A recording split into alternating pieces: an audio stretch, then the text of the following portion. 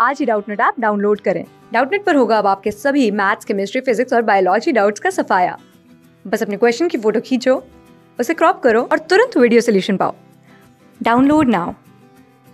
Hello friends, Doubtnut में आपका स्वागत है। हमारे सामने जो सवाल दे रखा है इसमें हमें बोला है यदि ए कोई समुच्चय है जिसमें 4 अवयव है 0 1 2 3, तो ज्ञात करो कि निम्नलिखित ए से ए पर फलन है या नहीं। ठीक है, अब यहाँ पे देखो फलन अपने पास 4 तरह से ये फलन परिभाषित है। हमें बताना है कि ये फलन है या फिर केवल संबंधी है। ठीक है, तो सबसे पहले हम जो है कोई भी संबंध फलन हो इसके लिए शर्त क्या होती है वो बता देते हैं। जैसे कोई फलन है एफ जो कि ए से बी में परिभाषित है। ठीक है, ए से बी में परिभाषित है मतलब ए के जो अवयव है उसका समुच्चय उसको बोलेंगे हम लोग प्रांत, और बी के अवयवों का समुच्चय उसको बोलेंगे हम लोग परिसर। ठीक है, अब देखो इस तरह से यह होता है कि जब फलन हो, अगर एफ फलन हो तो इसके लिए आवश्यक है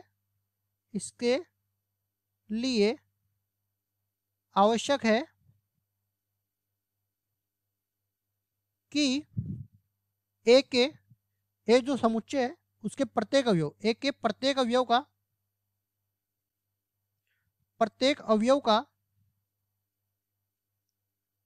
का अद्वितीय प्रतिबिंब। ठीक है, कोई भी किसी भी अवयव के दो प्रतिबिंब नहीं होने चाहिए। ठीक है, अद्वितीय प्रतिबिंब बी में मौजूद होना चाहिए, बी में उपस्थित होना चाहिए।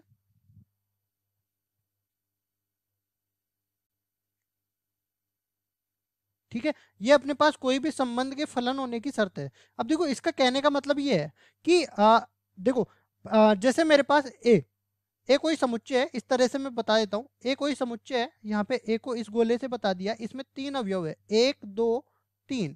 और जैसे अपने पास बी कोई समुच्चय है, यहाँ पे बी कोई समुच्चय है, इसमें 4 अवयव है एक्स वाई जेड और डब्लू। ठीक है, इस तरह से बोल दिया। तो इसका कहने का मतलब ये है कि फलन होने के लिए एक का संबंध होना चाहिए एक्स से, दो का संबंध होना चाहिए वाई से, तीन का संबंध होना चाहिए जेड से। या फिर इस तरह से नहीं हो तो तीन का संबंध आप जो है वाई से भी कर सकते हो, तीन का संबंध आप जो है डब्लू से भी कर सकते हो। लेकिन इस तरह से नहीं होना चाहिए कि तीन का संबंध आपने वाई से भी कर दिया और तीन का संबंध आपने डब्लू से भी कर दिया, मतलब एक अवयव के दो प्रतिबिंब नहीं होने चाहिए।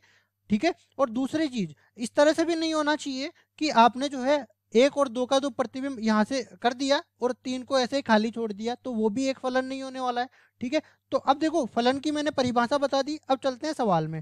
तो सवाल में हमें क्या बोला है, सवाल में हमें बोला है कि एक कोई समुच्चय दे रखा है जिसमें 4 अवयव है।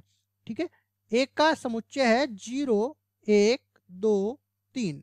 ठीक है, ये 4 अवयव इस तरह से बोल दिया। अब हमें बोला है कि कोई फलन दे लिया एफ जो ए से ए में परिभाषित है, ए से ए में परिभाषित है। ठीक है, तो फलन अपने पास कुछ इस तरह से होना चाहिए। देखो फलन को पहले मैं परिभाषित कर देता हूं इस तरह से। यहाँ पे 0 का संबंध किसी भी एक अवयव से होना चाहिए। ठीक है, एक का संबंध किसी भी एक अवयव से होना चाहिए।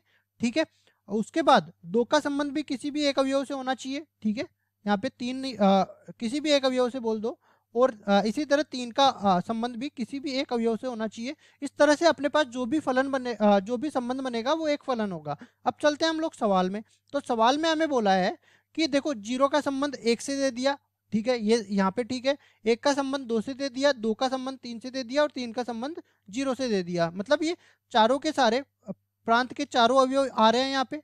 और देखो ये भिन्न भिन्न अवयवों से ये जो है यहाँ पे जुड़ रहे हैं। 0 1 से जुड़ गया तो यहाँ पे और कोई और कहीं भी 0 नहीं आ रहा है।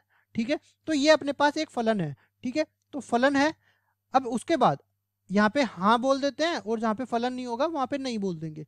उसके बाद हम बोलेंगे कि 1 0 2 1 3 2 और 0 3। लेकिन यहाँ पे देखो पहले जो है 0 कहीं भी नहीं आ रहा है। ठीक है, यहाँ पे आ रहा है। ठीक है, तो 1 भी आ गया, 2 भी आ गया, 3 भी आ गया और 0 भी आ गया। ठीक है, तो पहली शर्त तो संतुष्ट हो गई कि प्रांत के चारों अवयव होने चाहिए। ठीक है, चारों अवयव हो गए। ठीक है, दूसरी शर्त यह है कि चारों का जो है अद्वितीय प्रतिबिंब होना चाहिए। ठीक है, तो एक का 0 है, दो का 1 है, तीन का 2 है और 0 का 3 है। ठीक है, अद्वितीय प्रतिबिंब भी है। ठीक है, तो यहाँ पे ये भी अपने पास एक फलन हो गया। उसके बाद हम लोग देख लेते हैं तीसरे वाले में। तीसरा वाला हमें बोल रहा है कि 0 से 1 1 से 0 2 से 1 और 3 से 0। यहाँ पे देखो जीरो भी आ रहा है, एक भी आ रहा है, दो भी आ रहा है, तीन भी आ रहा है। ठीक है, जीरो का एक से हो रहा है, एक का जीरो से हो रहा है, दो का एक से हो रहा है और तीन का जीरो से हो रहा है। मतलब कुछ इस तरह से ये बोल दिया। देखो यहाँ पे एक जीरो एक दो तीन, ठीक है, और दूसरे वाले में जो है अपने पास ये बोल दिया जीरो एक दो तीन। ठीक है, लेकिन ये इस तरह से संबंधित कर रहा है जीरो का एक से, जीरो का एक से, फिर इसके बाद एक का जीरो से, एक का जीरो से, बिल्कुल सही है। ठीक है, उसके बाद दो का एक से, तो दो का एक से, ये भी सही है, और तीन का जीरो से, ये भी सही है। इसमें देखो दो और तीन ये वाले छूटे हैं। देखो परिसर के अवयव छूट सकते हैं, ठीक है, लेकिन प्रांत के अवयव नहीं छूटने चाहिए। ठीक है, तो देखो ये आच्छादक फलन नहीं है लेकिन फलन तो है। ठीक है, अब देखो यहाँ से ये एक फलन हो गया, तो ये भी मैं कह सकता हूँ कि ये भी एक फलन है। हाँ, ये भी एक फलन है। उसके बाद चलते हैं इसमें, तो देखो इसमें आप देख सकते हो एक आ गया, जीरो आ गया, एक आ गया, जीरो आ गया। इसमें देखो प्रांत के दो और तीन, दो अवयव नहीं आए हैं। ठीक है, तो आप इस तरह से बोल सकते हो, जैसे मैं इसको बता दूं इस तरह से, ये देखो जीरो एक दो तीन। ठीक है, और यहाँ पे भी मैंने बोल दिया जीरो एक दो तीन। ठीक है, अब देखो एक का संबंध जीरो से है तो एक का संबंध जीरो से कर दिया, उसके बाद जीरो का संबंध एक से है तो जीरो का संबंध एक से कर दिया, उसके बाद एक का संबंध दो से करने के लिए बोल रहा है। तो देखो यहाँ पे देखो किसी भी एक अवयव के दो प्रतिबिंब नहीं हो सकते भिन्न भिन्न। ठीक है, तो मैं कह सकता हूँ कि ये एक जो है फलन नहीं है। तो फलन नहीं है तो दोनों ही शर्तें यहाँ पे संतुष्ट नहीं हो रही। पहली शर्त तो ये है कि प्रांत के दोनों अवयव छोड़ दिए, दो और तीन, और दूसरी शर्त ये है कि एक के दो भिन्न भिन्न प्रतिबिंब हो गए, इसलिए ये एक फलन नहीं है। तो यहाँ पे ये तीन तो फलन हो जाएंगे, ये चौथा एक फलन नहीं होगा। यही अपना उत्तर है। आशा करता हूँ ये सवाल आपको समझ में आया होगा। धन्यवाद। क्लास 6 से 12 से लेके नीट, IIT, जेईई मेंस और एडवांस के लेवल तक 10 मिलियन से ज्यादा स्टूडेंट्स का भरोसा। आज ही डाउनलोड करें डाउटनेट ऐप या व्हाट्सएप कीजिए अपने डाउट्स 8400 400 400 पर।